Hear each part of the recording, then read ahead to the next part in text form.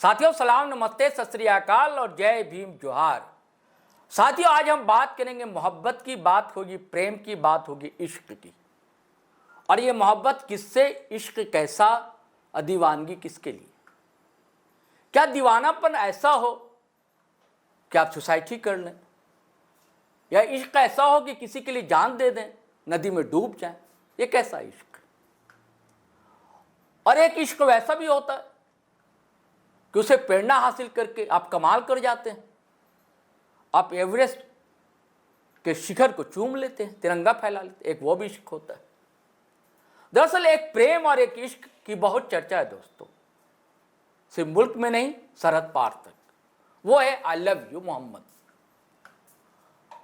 और इसको लेकर अब लाठियां चलने लगी, इसको लेकर गिरफ्तारियां होने लगी हैं, इसको लेकर बुलडोजर की आशंका जतलाई जा रही है कि पता नहीं किसका मकान ढहा दिया जाएगा।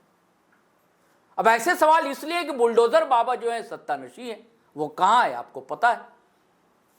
हालांकि कभी वो जो है एक पीठ के योगी थे, मठाधीश थे, लेकिन आज सत्ता के धीश है।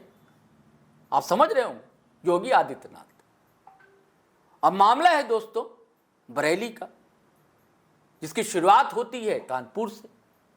मैनचेस्टर कहा जाता था ईस्ट का कभी, और एक दौर था वहां की लाल झंडा जो है लहराया करता था। आज उसका रंग बदल गया है थोड़ा। 47 के आसपास कुछ और बदला, अलग अलग गलियारों, और अब कोई और रंग हो गया। वही रंग हो गया जो सुधांशु त्रिवेदी अभी एक चैनल में कह रहे थे कि भैया एक फोन की कंपनी ने, एप्पल ने भी एक इस रंग का जो है मोबाइल लॉन्च किया। बड़ा खुश थे, गदगद थे। और जब बात लाल रंग की हो दोस्तों, तो हम कैसे भूल सकते हैं कि एक दौर में यहां सीपीआई हुआ करती थी। और आज भी अगर आप किसी कॉमरेड से बात करेंगे, कम्युनिस्ट से बात करेंगे, तो आज भी एक जो है सादगी मिलेगी आपको उनकी जिंदगी में और उनके जीवन में, व्यवहार में। दोस्तों मैं बात आपको करूंगा, पन्ने खोलूंगा दोस्तों, कुछ बात कर लेते हैं आपसे। साथियों गोड्डा में एक सीपीआई लीडर हुआ करते थे, सईद साहब। विधायक हुए, मंत्री बने। तो आप फ्रेम में एक देख रहे हैं सज्जन सा व्यक्ति हमारे साथ, वो उसी सईद साहब के परिवार से आता है। अब मैं ये क्यों कह रहा हूं, मैं कहां आपको बरेली की बात करने लगा था। सारे पन्ने खुलेंगे, थोड़ा सा धैर्य बना कर रखिए दोस्तों, मैं सारी बातें आपको बताऊं। दरअसल I love you Mohammad campaign है क्या, और इसको लेकर हंगामा क्यों मचा हुआ है, इन सब सारी चीजों को भी हम समझेंगे, उन्हीं से समझेंगे। उनका इस्तकबाल स्वागत करते हुए आपसे परिचय करा रहा हूं कि हमारे साथ इफ्तिखार अहमद है। गोड्डा वाया रांची आज दिल्ली में है, और कई सामाजिक आंदोलनों में इनकी शिरकत रही है, सक्रियता रही है, और उसे अंजाम तक पहुंचाया है।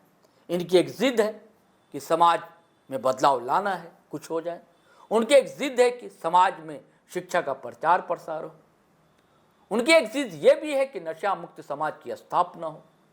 तो अपने स्तर से जब तक गोड्डा में रहे, वहां सक्रिय रहे, रांची में रहे, स्लम इलाके में लगातार इनका जागरूकता अभियान चला, और आज दिल्ली में, पूर्वी दिल्ली में खास करके, और स्लम इलाके में आज इनकी सक्रिय भूमिका है इन सारे मामलों को लेकर।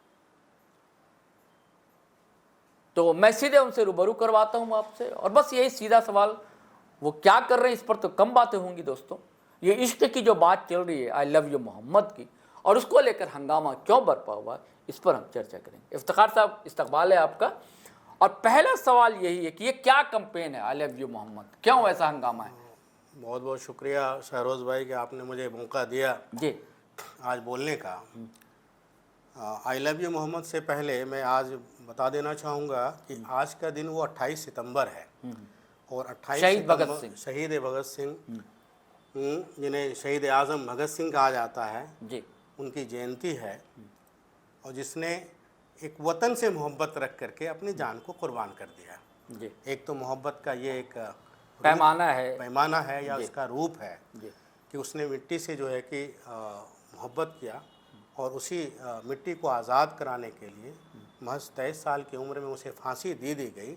उनकी सोच कितनी बाला थी और उस मतलब जो जुल्म और सितम ढा रहे थे अंग्रेज, उनके खिलाफ नौजवानों में एक जोश भरा जा रहा था उस वक्त में। और वो उसके एक कहा जाए कि रहबर थे सही में। और अपनी कुर्बानी दे करके उसने मुल्क के अंदर में जो उसकी एक सोच थी कि जो हमारा मुल्क होगा वो एक समाजवादी और रिपब्लिक देश रहेगा हमारा। उसने समानता की बात की, उसने प्यार मोहब्बत की बात की, उसने छुआछूत के खिलाफ बात किया, उसने ऊंच नीच को ख़त्म करने की बात की। और दूसरी चीज़ें आज जब हम देख रहे हैं, आपने कि सवाल बहुत ही उभर करके आ रहा है, आई लव मोहम्मद। तो मोहम्मद से प्यार करने वाले सिर्फ एक तबके के लोग नहीं हैं। ये ख़ास करके जो ख़ास तबका जो उनके जो अपने आप को कहते हैं कि हम उम्मत हैं उनके, बेशक आप उम्मत हैं, तो उस उम्मत को प्यार करने वाले सिर्फ एक तबके के लोग नहीं हैं। वो और भी लोग हैं जो गैर मुस्लिम थे और जिन्होंने उनके बारे में, ज़िंदगी के बारे में लिखा है उन्होंने। साउथ के प्रोफेसर भी हैं और भी लोग हैं। दुनिया में कई किताबें उनकी बड़ाई पे, उनकी अच्छाइयों पे, उन्होंने जो कुर्बानियाँ दी है, उनका जो रहने का सलीका था और जो एक मैसेज पूरी दुनिया को उसने दिया था, उस अरब के मुल्क में जब लड़कियां पैदा होती तब उसे जिंदा गाड़ दिया जाता। गुस्ताखी अभी याद आ रहा मुझे, एक अडियार साहब थे साउथ के, उनकी किताबी आई लव मोहम्मद। अच्छा, एक और भी है वो मैं नाम भूल रहा हूँ उनका, शायद अभी श्री राधा कृष्ण राव हैं कोई, हो सकता है उसमें आप तब्दीली कर दीजिएगा शायद। उन्होंने भी एक बुकलेट जो है कि हज़रत मोहम्मद सल्लल्लाहु अलैहि वसल्लम के ऊपर में उन्होंने लिखा है। असल हम मोहब्बत किस रूप में करें, सवाल ये है। उनका जो रहने का तरीका था, सलीका था, जो ज़िंदगी गुजारने का सलीका था, उनकी जो बचपन का जो दौर गुजरा, यानी कि एक इंसान जो आँख खुलते हैं, उसके वालिद मोहतरम जो है कि इंतकाल फरमा जाते हैं। 6 साल की उम्र में वालदा इंतकाल कर जाती है, पिता और माँ दोनों का साया जो है कि उड़ गया।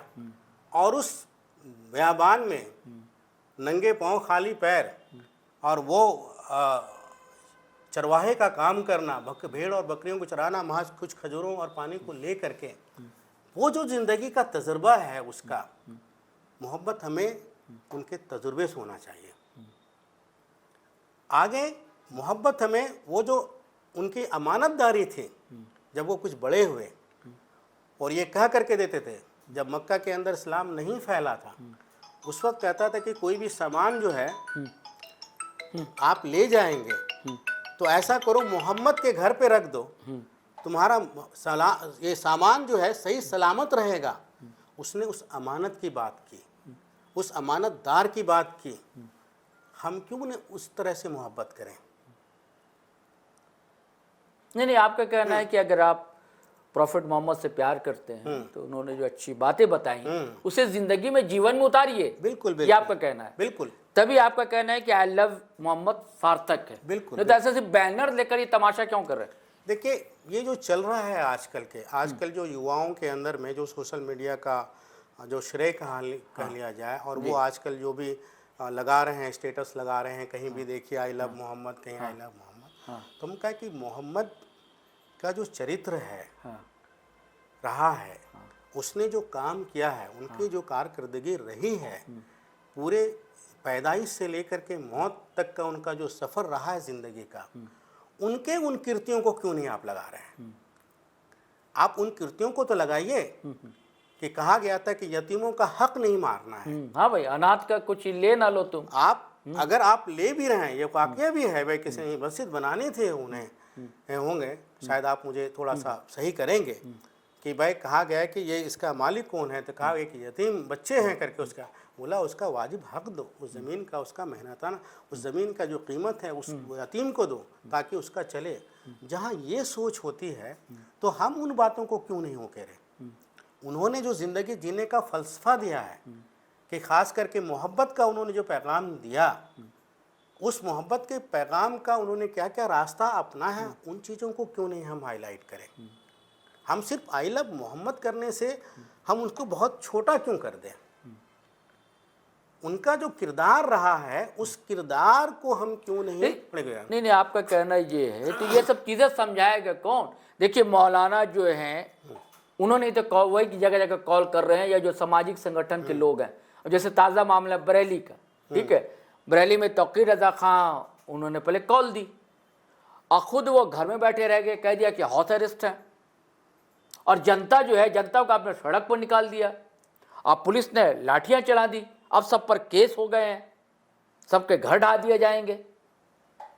और भैया आपको पता है कि आप मेन स्ट्रीम मीडिया आपको खलनायक की जैसा पेश करती है, और आप ऐसी हरकत भी करते हैं, आप मौका दे रहे हैं, आप बैल मुझे मार, तो ये कौन ठीक करेगा? देखिए, जहां हमारे पास में जब पहली आयत उतरती है इकरा से जी, और इकरा का मानी ही होता है पढ़ना जी, और पढ़ने में कोई पाबंदी आयत नहीं है जी कि हम किस तरह की पढ़ाई करें जी, और जब आपको कहा गया है गौर व फिक्र करने के लिए, आपको पढ़िए, गौर व फिक्र कीजिए, उसके बाद कुछ बातें जो है कि आप दूसरों तक पहुंचाएं। जी, तो जब तक हम जो नौजवान तबके के लोग हैं और जो जिनके इस पे आते हैं, असर पर आते हैं, जिन भी लोगों के असर पे आते हैं, सबसे पहले उन्हें इतना तो ज़रूर है कि भाई आप पढ़ नहीं सकते हैं तो आप YouTube खोलिए, आप उसमें निकालिए हज़रत मोहम्मद सल्लल्लाहु अलैहि वसल्लम की ज़िंदगी के बारे में पूरा लिखिए आप जानिए, और जो पढ़े हैं गूगल सर्च कीजिए और पढ़िए उनके किरदार के बारे में।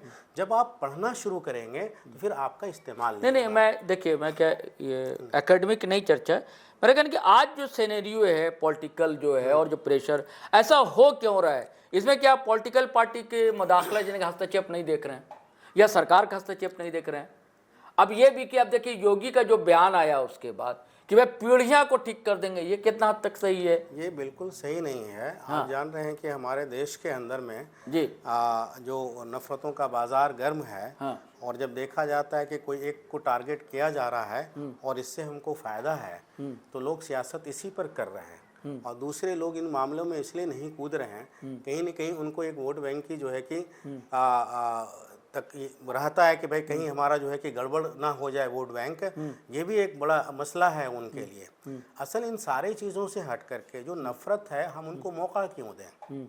हमारा है कोई भी अगर मैं कुछ कह रहा हूँ ऐसी चीज़ें और कुछ ऐसे हरकत हम कर रहे हैं, तो उस हरकत को हम जो है कि नज़रअंदाज क्यों नहीं करें, इसी मामले पे क्यों ना करें हम? जब आप यही कह रहे हैं कि मोहम्मद की ज़िंदगी जो सीखने की है, कि जब हम 10वीं क्लास में जब भी उर्दू में पढ़ते थे कि औरत जो है कि जब भी वो नमाज़ पढ़ने के लिए जाते थे और एक औरत उसके जिस्म पे गंदगी डाल दिया करती थी, वो लगातार हो जाते थे, लेकिन उन्होंने पलट करके कभी जो है कि जवाब नहीं दिया और जाते थे मस्जिद में और आराम से अपने कपड़े को साफ़ करते थे, नमाज़ पढ़ते थे। एक दिन ऐसा हुआ जब गुज़र रहे थे और वो औरत जब कूड़ा नहीं डाली तो उसे लगा कि आज हमारे जिस्म पर जो है कि कूड़ा क्यों नहीं डाला गया है, तो वो चले नहीं गए बल्कि वापस उनके घर में खैरियत पूछा और उनसे और देखा तो वो बीमार पड़ी हुई थी कटिया में, और जब उससे कहा कि जिस मोहम्मद के ऊपर हम आज तक जो है कि कूड़ा डालते रहें और जिन पड़ोसियों के कहने से हम डालते रहे, वो पड़ोसी हमारा मिजाज पुरसी करने के लिए नहीं आया और ये मोहम्मद हमारे जो है कि आया मिजाज पुरसी करने के लिए, तो भाई ये तो तरीक़ा है, ये तरीक़ा है। हम किसी को बहुत ज़्यादा आक्रामक हो करके सब कुछ हो करके हम अपने पैगाम को जो है कि बल्कि पहुंचा नहीं रहे हैं, बल्कि अपनी ही मिट्टी पलीत कर रहे हैं। हमें ऐसे वक्त में काफ़ी सब्र और तहम्मुल से काम लेते हुए हमें जो किरदार है, सबसे बड़ी चीज़ इस जंग जो है कि सकारात्मक तौर पर तभी जीती जाएगी जब हम नहीं यार जंग वंग की बात नहीं, आप थोड़ा क्लासिकल ले जा रहे हैं। मेरा कहना है कि पॉलिटिकल जो है जो कानपुर में हुआ क्यों हुआ, अब बरेली में जो हुआ इसकी क्या वजह देख रहे हैं? इसमें सरकार के हस्तक्षेप है या मौलाना टाइप जो लोग हैं वो है जो बरगला कर लोगों को भटका रहे हैं? आज तक हमारे यहाँ क्या हो रहा है, एक तरफ तो भाई दूसरे लोग, एक तरफ जो है कि मौलाना लोग, और हर तरह से लेकर के ये जो बाजार चल रहा है ये कहीं न कहीं जो है एक तरफ, खास करके मैं कह रहा हूँ कि हम उस मौलानाओं के ऊपर में या वैसे तबके के लोगों की तरफ हम क्यों जाएं? आज के नौजवान पीढ़ी जज्बात में क्यों आ रहे हैं? आप जज्बात में आते हैं तभी तो आप जो है आपका इस्तेमाल किया जा रहा है। आप इस सोशल मीडिया का इस्तेमाल सिर्फ नफरत के तौर पर क्यों ले जा रहे हैं? आप इस सोशल मीडिया का इस्तेमाल आप तथ्यों को खोजने में क्यों नहीं लगा रहे हैं? आप उसमें खोजिए और कीजिए, और उन लोगों पर भी एक जवाब रहेगा कि यहाँ तो इनके ज़िंदगी के बारे में ये बताया गया, इसे में सीखने की ज़रूरत है। जैसे ही आप उसके उसूल को अपनी ज़िंदगी में उतारेंगे तो कोई भी हो, चाहे मौलाना हो या कोई साधु संत हो, कोई भी चीज़ है, तो वो कभी आपको जो है कि बरगलाएगा नहीं, और ना ही कभी आप उसके बहकावे में आएंगे। असल है कि हम उनके बुलावे पे, हम उसके आह्वान पर लब्बैक कह देते हैं बिना सोचे समझे कि ये हमारे हित के लिए बेहतर है या नहीं है। आपको अशरफुल मखलूकात बनाया गया है, इस बात को आप समझिए। अशरफुल मखलूकात एक ही चीज़ों को जानना और समझना है। आपको जो है कि व्यूअर्स को समझा दिए कि अशरफुल मखलूकात क्या हुआ। अशरफुल मखलूकात से ताल्लुक़ ये होता है कि भाई आपको दिमाग दिया गया है, आप अपने विवेक से काम करें, ना कि जज्बात में आकर के आपको किसी ने कुछ उकसाया उसमें आप अपना नुकसान कर बैठते हैं। जज्बात में हमेशा फैसले गलत होते हैं। आपको अक्ल दिया गया है, आपको शऊर है, आप उसका इस्तेमाल करें, उससे बेहतर इस्तेमाल करें। और हम किसी के बुलावे पे, किसी पे करते हैं, उसका मकसद क्या है, इस बात को आप समझिए। आप तो निकल जाते हैं, लेकिन जो रहबरी करते हैं वो कहाँ रहते हैं? सवाल यहाँ पर है कि हमारा जो है कि हमें रहजनों से खतरा नहीं है, तेरे रहबरी का सवाल है। तो मैं क्यों दौड़ते हुए चले जाऊं भाई? आपको कहा गया, आपको अशरफ इसलिए बनाया गया कि आप सोचिए समझिए, और उसके बाद प्राणियों में सबसे उच्च है आप। हाँ बिल्कुल, यह है कि उच्च है। आपको बनाया गया, आपको विवेक दिया गया, आप विवेक का अपना इस्तेमाल कीजिए, आप अपने अक्ल का इस्तेमाल कीजिए और आप पढ़िए। इन सारे चीज़ों को जवाब एक ही है। नहीं, लेकिन एडमिनिस्ट्रेशन की भी गलती है ना, कि अगर देखिए कानपुर में जो मामला हुआ है ना, आप जो बात आज वहाँ की पुलिस कह रही है, एडमिनिस्ट्रेशन, कि भाई ये banner I love you Mohammad के कारण नहीं ये केस हुआ था दर्ज, उस दिन नहीं तो हर जगह वो जुलूस निकला जश्न ईद मिलादुन नबी का, है ना, उस दिन हमने ये नहीं कहा। इसकी वजह था कि दो गुट में आपस में विवाद था, दूसरे समुदाय के लोग थे, उनका भी वहाँ पर बैनर था या गेट था। अभी दुर्गा उत्सव भी चल रहा है, माहौल उसकी तैयारी उन लोग कर रहे थे, और उसको हटाकर ये बैनर लगाया गया था। एक पक्ष ने आपत्ति दर्ज कराई थी, तभी एफआईआर दर्ज हुआ था, तभी गिरफ्तारी हुई थी। ये बात अगर एडमिनिस्ट्रेशन तुरंत ही कह देता तो ये जो देखिए, हर कौम जज्बाती होती है आजकल, धर्म को लेकर धर्मांध हो गई है आजकल। आप जो बहुत अच्छी बात आप बता रहे हैं कि भाई जीवन में उतारना चाहिए, आपको प्यार है तो बिल्कुल सही है, लेकिन आजकल ये सब कौन करता है? धर्मांध धार्मिक होते तब ना, ये सब करते नहीं है। तो अगर एडमिनिस्ट्रेशन उसी वक्त एक्शन ले लेता और ये बयान जारी करता कि भाई ऐसा कोई मामला नहीं है, हमको आई लव यू मोहम्मद से कोई चिड़ नहीं है, एडमिनिस्ट्रेशन को ये कारण रहा गिरफ्तारी का, तो ये मामला जो है दूसरे तीसरे शहर, मतलब रांची तक भी नहीं पहुंचता। रांची में भी निकले जुलूस, डोरंडा में, ऐसे कई शहरों में निकले हिंदुस्तान में। तो ये चीज़ें आप पहले ही प्रचार उसी दिन करवा देते तो नहीं होता। वो ठीक है कि समाज की भी गलती है, युवाओं की गलती है, मैं मानता हूँ कि भाई जो पुरोहितवाद है उसकी भी गलती है, मानता हूँ, लेकिन कहीं एडमिनिस्ट्रेशन का चूक नहीं देख रहे हैं आप? अब मैं बात वही कहूँगा जी, हम किसी की चूक और उस पर हम क्यों जाएं, पहला सवाल। नहीं, हम नहीं, देखिए हम लोग पत्रकार हैं, आप एक्टिविस्ट हैं, हम लोग किसी के पक्ष नहीं है या किसी समाज के प्रतिनिधि नहीं है। जो समाज में जो दिख रहा है उसकी पड़ताल करने बैठे हैं। मैं इतना कह रहा हूँ कि जब दौर जो चल रहा है, हाँ, और जिस दौर के अंदर में जो मन ना रंगाए रंगाई जोगी बलमा, जब उसकी बात होती है तो मैंने पहले ही कहा जी, इस चूक और ये छोटी सी घटना ये ऐसी नहीं होती है। मैंने कहा ये नौबत आने ही क्यों दिया गया? अगर हम किसी के लिए कोई चीज़ फेंकेंगे नहीं, चारा फेंकेंगे नहीं, तो दौड़ेगा कुत्ता क्यों? सवाल यहाँ पर है। अच्छा, कि जब आप किसी को आप दे रहे हैं, आप जिस बात को लेके जा रहे हैं, आप जिन चीज़ों को लेके जा रहे हैं भाई, आप समझिए किस प्रॉफिट के बारे में आप बात कर रहे हैं, उनके उसूल के बारे में। आप उसके उसूल को प्रचार कीजिए ना भाई, उसमें सारे लोग जो है कि इसमें उस दरिया में सभी सैराब होंगे। वो कोई तो नहीं कहेगा कि भाई हम इनकी बातों से इत्तेफाक नहीं रखते हैं, हर बातें वो कही जाएंगी। लेकिन मैं कह रहा हूँ कि हम किसी को कोई रास्ता ही क्यों दें? हम जब रास्ता ही नहीं देंगे, हम गंदगी में कीचड़ डालेंगे ही नहीं, कीटा डालेंगे ही नहीं, तो फिर हमें गंदगी पड़ेगी क्यों? हम उस जड़ पे क्यों ना जाएं कि किसकी चूक हुई, किसकी ना हुई, किसका नहीं, उस जड़ में क्यों ना जाएं?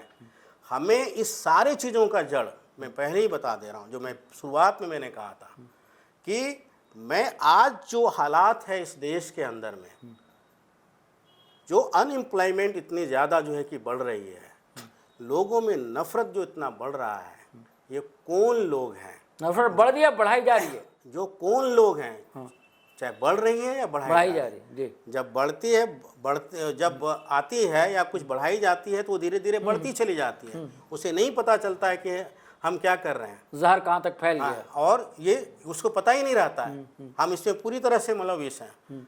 असल मकसद जो है, अगर आप अपने उसूल से, ज़िंदगी का जीने का एक उसूल होता है आप अगर आप कोई चीज़ पुड़िया भी खा रहे हैं, आप सड़क पे जाते हुए आदमी को थूक देंगे तो भाई क्यों थूका?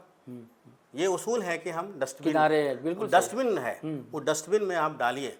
आपका खाने की आज़ादी है आपको, आप जो है डस्टबिन में डालिए। तो बहरहाल हमारा कहने का मतलब है कि जब तक आप उसूलन सही नहीं होंगे, आपको ऐसे ही भटकाया जाएगा।